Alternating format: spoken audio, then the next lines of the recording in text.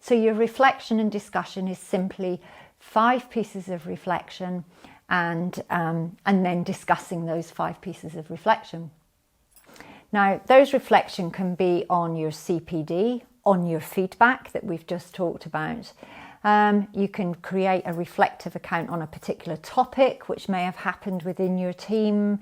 And then the discussion part of it is that you must then have a reflective accounts discussion with another NMC registrant. So basically, you do 5 pieces of reflection on your learning, something that happened at work, a significant event, for example, your feedback. And actually, that's really not too difficult to do. You can reflect on your appraisal.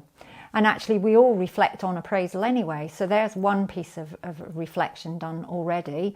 Reflect on a piece of CPD. Reflect on the course that you did. If you did a big course that year, you might want to do a big piece of reflection on that. If you just did a small asthma update day and learned about using spacers and went back to work and started giving spacers to all the people who didn't have them and weren't getting any benefit from their Ventolin, you could just reflect on that. And that's a very small piece of learning, but actually it changed your practice. And you could do a small piece of reflection on that. So 5 pieces of reflection isn't an enormous amount. We're all doing it already. And I go back to the same old story of all it's doing is formalising what we do already.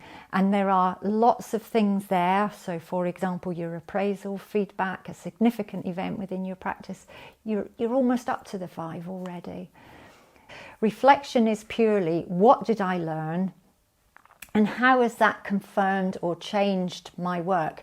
Because it may not be that you have changed your practice. It may be that you went away, you did some learning, and actually you didn't need to change your practice. So it may be that it was confirming your practice, your good practice.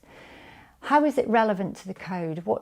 How does that learning affect me? Is, in the people, effective, safe, and trust? And keeping it very simple. And in fact, if you look at the NMC form, and this is the form that we need to use for our reflective accounts, you can see it's a very simple form. These are not huge, great pieces of academic writing that they're asking us for. They're very simple forms that you don't have to use a model of reflection for people that do academic writing. Of course you can, but you don't have to. This is just a simple reflection. As long as you can reflect on what you learnt, how it related to your practice, whether it changed your practice, and to what part of the code do you think it reflects upon. You can see on this form here, this is the reflective discussion form.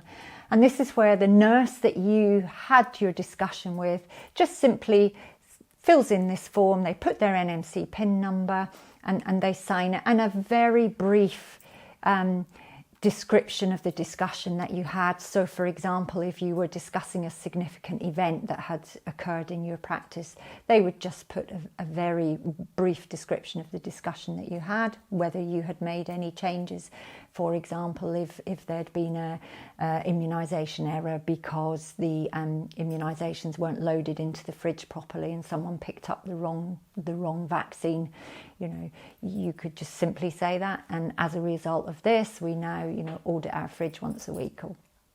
So very simple reflections, and then signing of the form by your NMC registrant.